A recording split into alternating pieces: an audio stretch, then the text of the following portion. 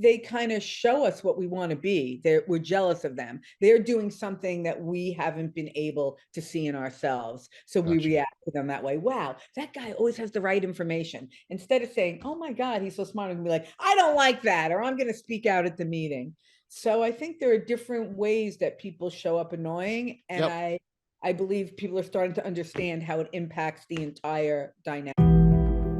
Welcome to the Audacious Living Podcast, hosted by my man, Audley Stevenson, the Odd Man.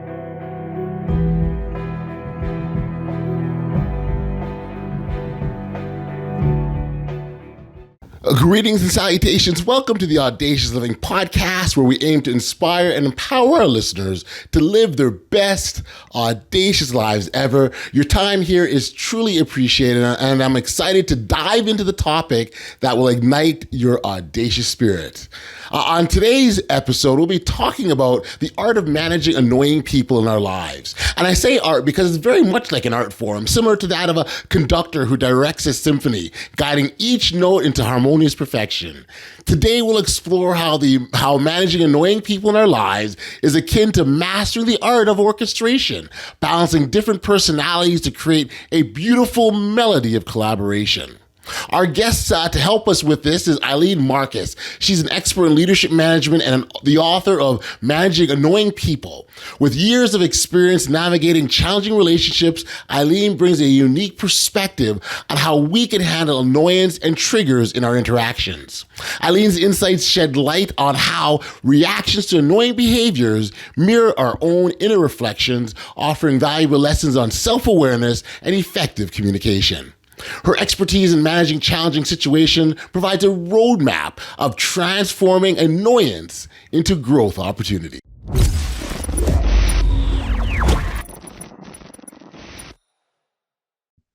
Hey, Ilene, thank you for joining me here today on the Audacious Living Podcast. I appreciate you making the time like this, so thank you for being here. You know what, Audley? It's always a good day to be audacious, so I am really happy to be here. I'm with you a bajillion percent, Ilene. I truly am. Listen, we really get into some hearty, fruitful conversations about different ways that we can be audacious and how we can show up in the world and have impact and be bold and take risks and all these sorts of things that fall under that umbrella. And I think much of what we do as in terms of our being successful is connected to the relationships that we have with others. That's a really big part of it for us to have success. Sometimes there's things that can impact that success. There's other factors that come into play, and I think that sort of falls in line with a little bit of your work because you talk a lot about annoying people, if you will. And I think it's a really fascinating topic. You work with leadership management around managing and working with people. And so maybe as a starting point, I know I've done a little talking here. Maybe I'm going to let you sort of explain further to our audience the work you do and how you landed there. How did I land there? It's really simple. I'm annoying. People didn't want to listen to me. They didn't want to hear me. They knew I was right. They knew I had something to give, but they didn't always hear me or see me, and I had to learn, why is that? And when I started being a leader and a manager, I started to understand that even my best performers, even my top stars, even my smartest people can show up as annoying. And what does that mean? It means I shut down. I don't listen to them. It means that it impacts all the relationships with others on the team. It means that we all kind of bend or break a little to deal with someone who's annoying. So I landed there by knowing from firsthand experience how people saw me, how they reacted to me, when I could be of the most service, when I could get them to hear me, when I had to step back from, I'm quick, I'm fast, I talk fast, I see it quick, I'm on you. And that's not always helpful. Got you. And when you sort of, I guess, go to people and say, I help you manage annoying people. Well, I'm curious what the response or reaction is, because I think like what you touch on is something that a lot of people can relate to. They may not verbalize it, articulate it, but they understand it. 100%. So, this is one of my new favorite topics, because 7 years ago when I wrote the book, Managing Annoying People, I now work with founders and startups, and I help them to really connect customers to value who wants them. I didn't do that for myself. I didn't understand that the term annoying, everybody I spoke to was like, oh, that's so funny. It's so great. My favorite I can't say the word acronym, team, together, everyone annoys me. Everyone loved it. But when it went to actually, can I do a corporate training? Can I come in? Oh, our staff isn't annoying. We don't want to talk about annoying. Annoying doesn't impact us. Well, here we are now, 7 years later, post-pandemic, really new vigilance on mental health, on Right. triggers, Yes. on how we relate to others. And people are starting to understand that annoying is a gateway to anger. Annoying is a gateway, I want to say, to resentment or bad communication. Annoying is a first step. Annoying can show up because someone can actually just be annoying, right? Like me, I slurp my coffee. I love my coffee.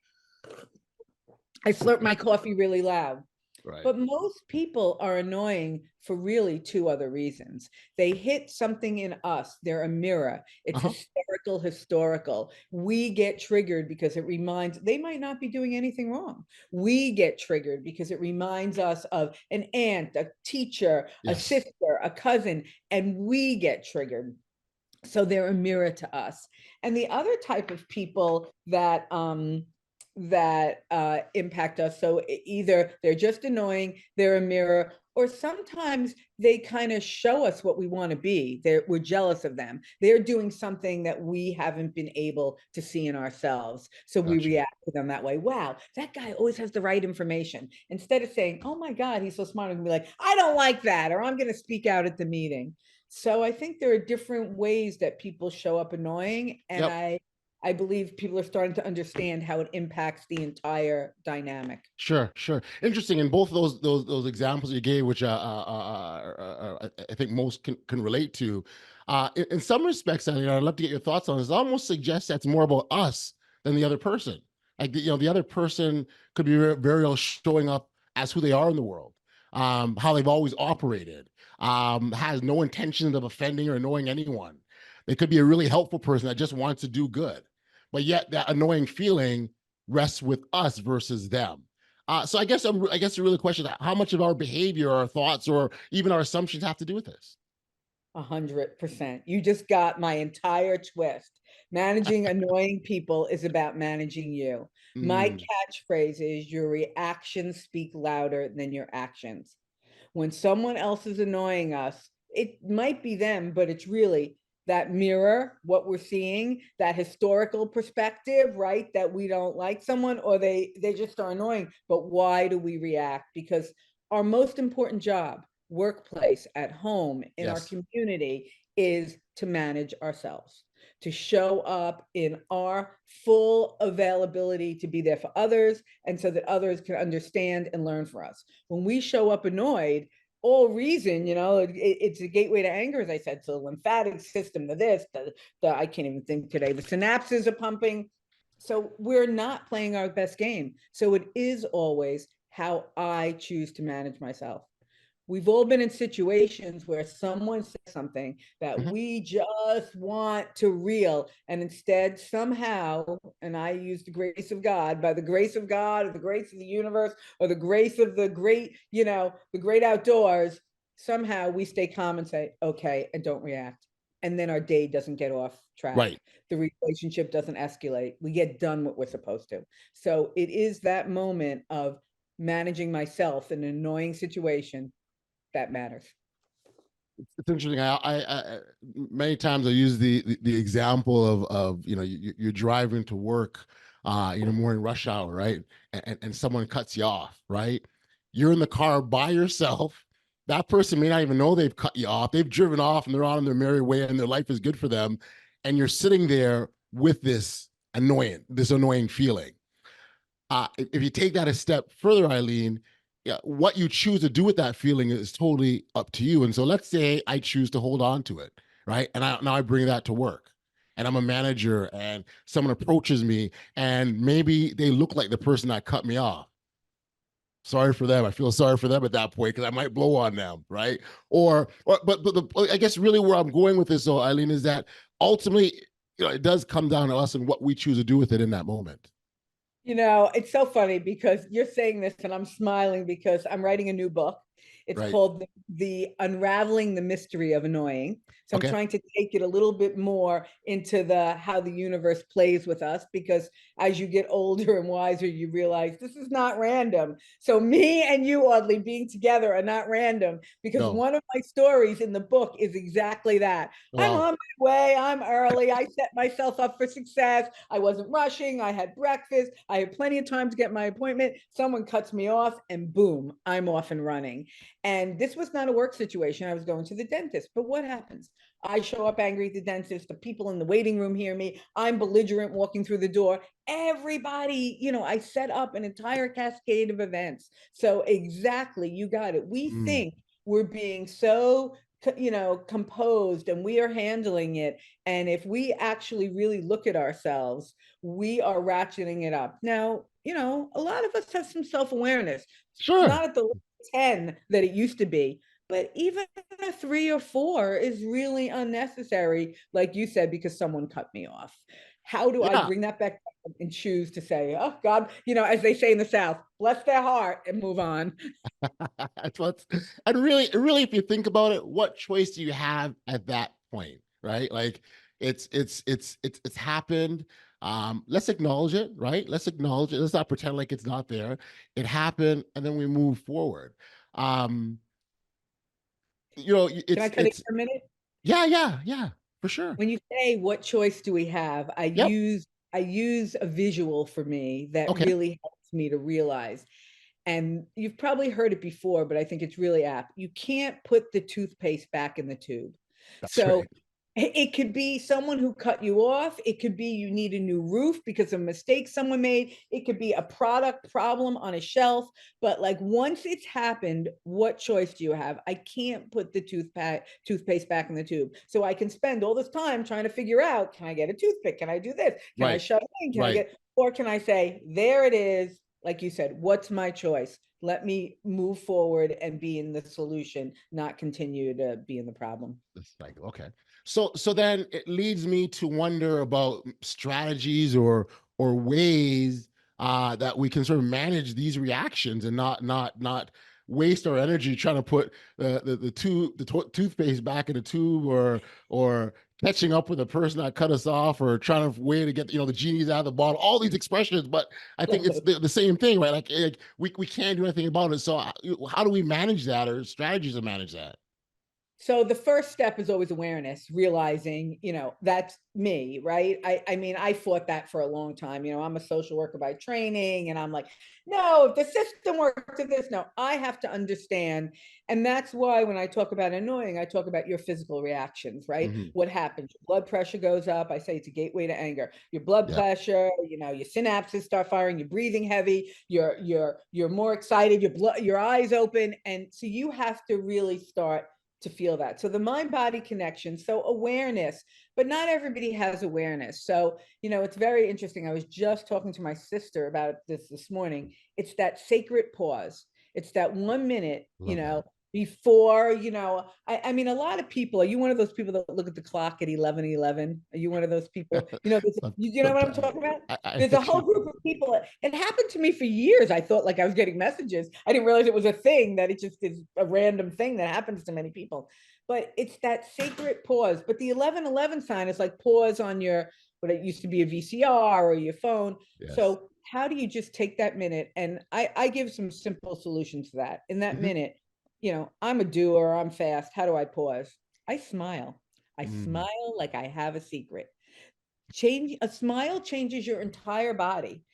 I mean, look, you're doing it right now. You can see it. You feel different. You stand taller. So in that moment, instead of my first reaction, you cut me off, or the toothpaste is squished, my first reaction is smile like I know something. I always say, like Mona Lisa, what really is going on Yeah, there? We that's know what's right. happening below the waist, So So I'm really about like, so if you can't think about, pausing, think about smiling, think about getting up and moving, right? Don't let the first thought be out of your mouth, your reaction, because as I say, you will be remembered more by that one reaction than any purposeful good actions, good management. That one reaction that slips out.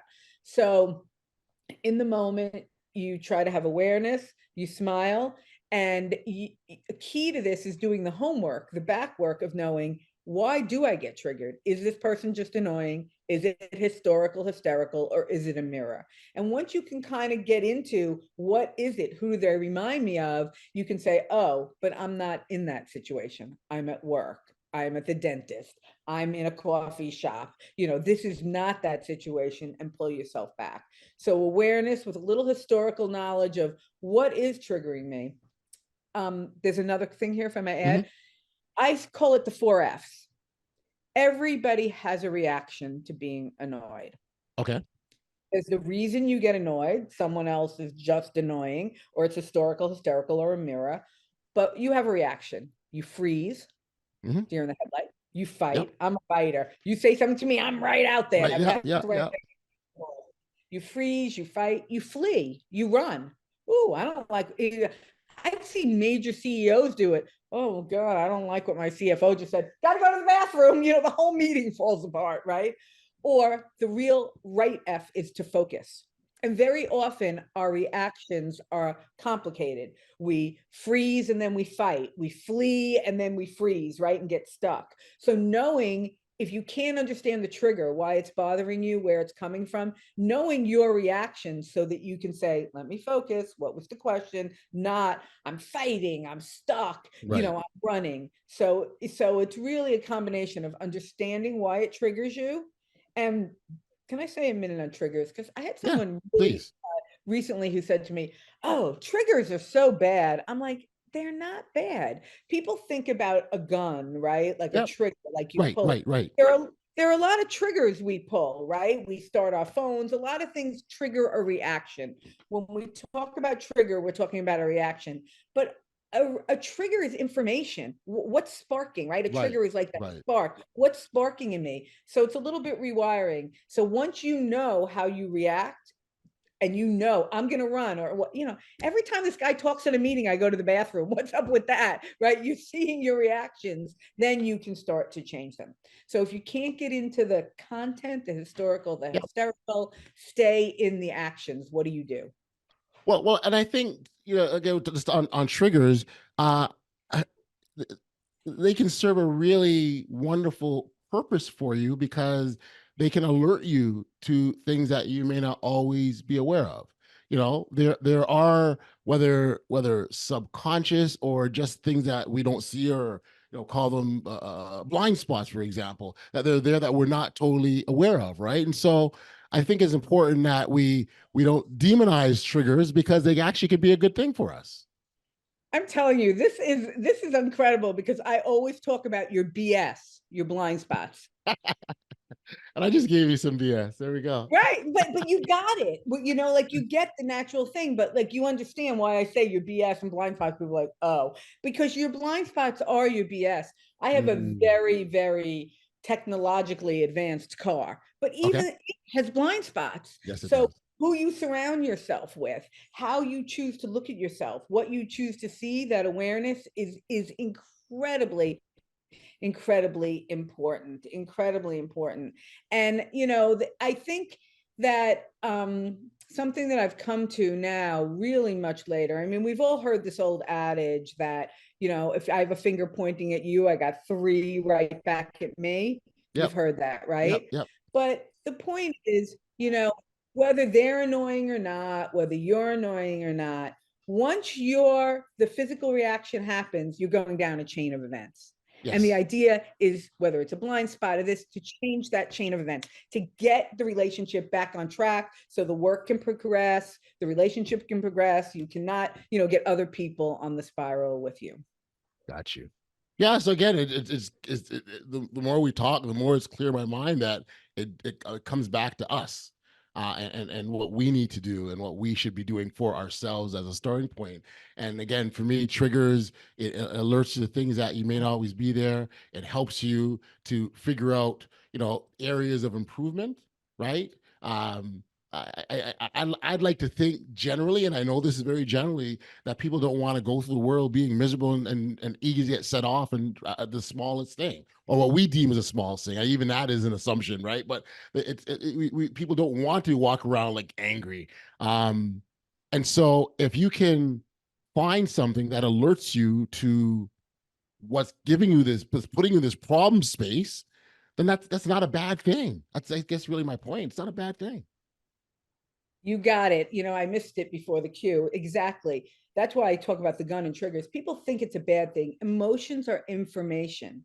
They are not bad. When you get excited, when your heart, right? It's like when your heart races, it's information. Am I in danger? Am I excited? It's the same thing here. You have to really understand. For me, I'm learning that a trigger is an opportunity. It means that I'm perked up. Something's interesting. Why am I responding? It's an opportunity maybe for me to grow personally. Maybe it's an opportunity because I have that spidey sense and I feel that it's something in business. I was at a meeting last night in my town. I'm the finance committee chair. And I was at a meeting, I feel myself wanting to break in because I'm so excited. Now that behavior is very annoying to other people because especially, I hope they don't listen, in small towns, they like to talk and talk and talk.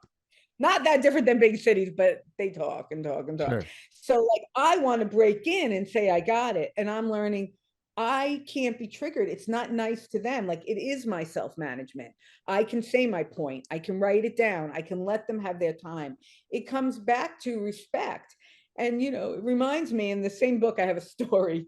It's called Circuitous, Going in Circles. And it's about UPS. Sorry, men in brown. It's a UPS story about, I see the guy walking away with the package still on the porch, right? And I'm about to lose it. And we're about to get into it. And something changed. I've been training this a while. And I said to him, really, we're both in a bad place. Can we just rewind it? And he looked at me and said, thank you. Because you're right. He's just doing his job. No one really wants to get into the day to be miserable. I remember years ago, I was living in New York City. My refrigerator, those automatic ice makers, leaked. And my neighbor came up at 6 o'clock in the morning, banging your and I'm like, okay. He's like, what? I'm like, this is how I wanted to wake up today, right? Like you said, no one wants to go through their day nasty. Right. So if we can reset that and remind people when they're nasty to us, hey, I'm just showing up to work too. Hey, I'm just, it really does change the tone. It really does. People have forgotten how just to roll back and reset expectations. Yep. And you're right. And I think when we talk about management, let's start. We all know life's going to offer all kinds of challenges and all kinds of adversities, and it's our goal. We got to get past them. When something happens that's deemed bad, we don't stop and go, it's over. We find a way to push through, because I think that's our obligation. We should, to get to the other side. And even, I don't use the word should, but in this instance, I will use it proudly. We should fight through these things. If you get to the other side and it's behind you, and something triggers you and brings you back there's something unresolved.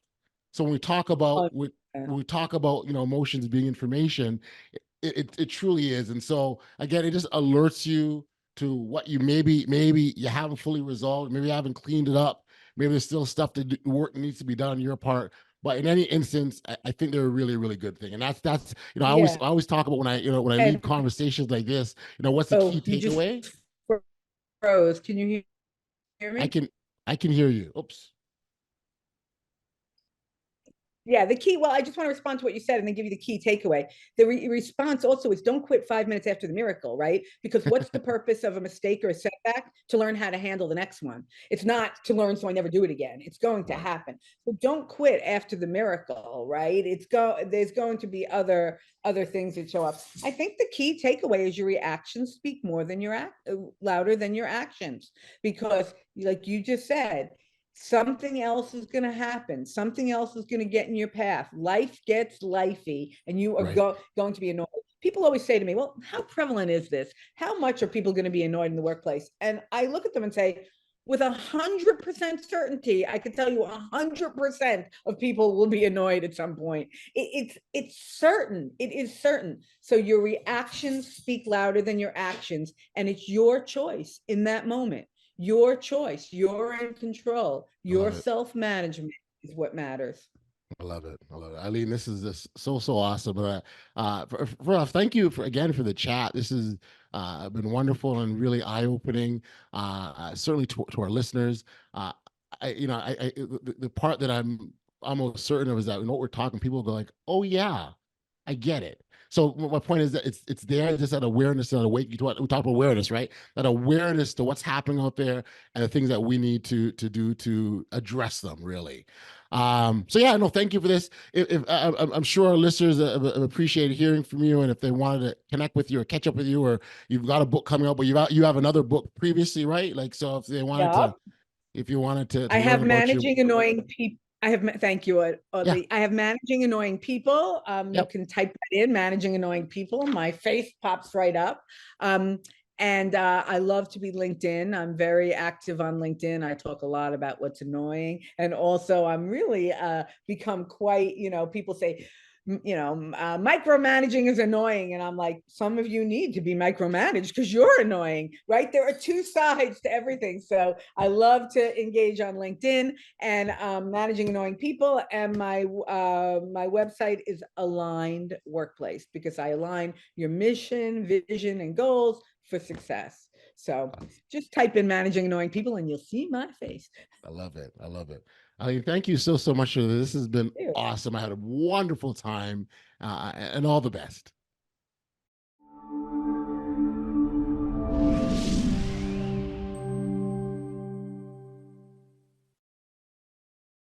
As Eileen eloquently shared, managing annoying people is ultimately about managing ourselves. Our reactions speak louder than our actions, and by cultivating awareness and understanding of our triggers, we can navigate challenging interactions with grace and composure. It's about taking that sacred pause, choosing our responses wisely, and breaking free from reactive patterns to foster positive relationships.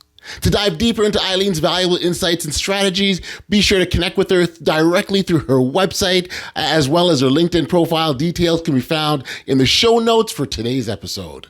Thank you for tuning into the Audacious Living Podcast. Your support means the world to us. If you enjoyed today's episode, we encourage you to like, follow, and share this podcast with your friends. You can even give it a 5-star rating on your favorite podcast listening platform. Together, we can continue to grow and inspire others to live their best audacious life. Until next time, stay safe, be kind, show love to one another, and be audacious. You've been listening to the Audacious Living Podcast, hosted by